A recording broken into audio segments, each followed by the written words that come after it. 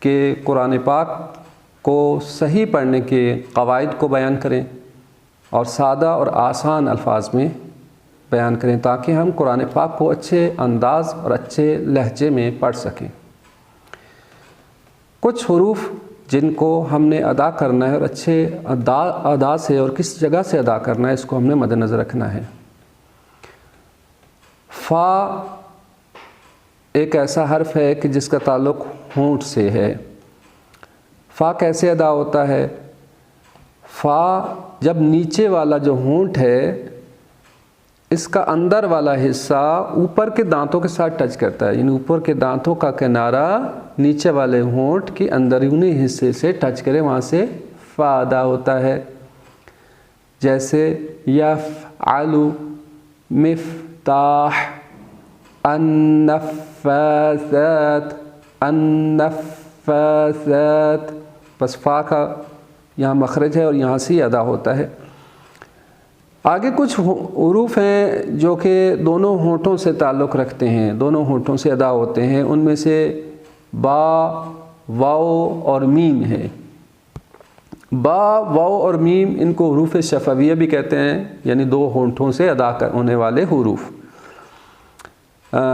جیسے قابل دونوں ہونٹوں کو آپس میں ملانے سے ادا ہوتے ہیں، قابل، یبصرون۔ اسی طرح سے میم ہے امرنا، امرأتہ، دمرنا، اما۔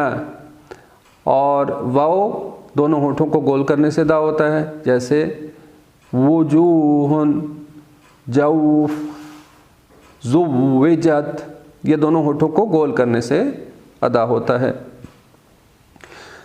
بس ان میں تھوڑا تھوڑا فرق ہے۔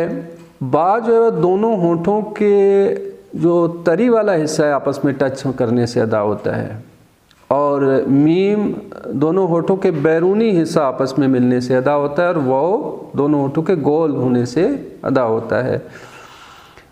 اور اسی طرح سے جہاں پہ ان کے اوپر جیسا میم آیا ہے اس کے اوپر اگر شد آ جاتی ہے تو وہاں پہ ہم آواز ناک میں لے جاتے ہیں، یعنی ناک کے بانسے یا ناک کے اندرونی حصے سے جو حروف ادا ہوتے ہیں جہاں سے غنہ بھی ادا ہوتا ہے، جیسے ام، آواز ناک میں چلی جاتی ہے، ام،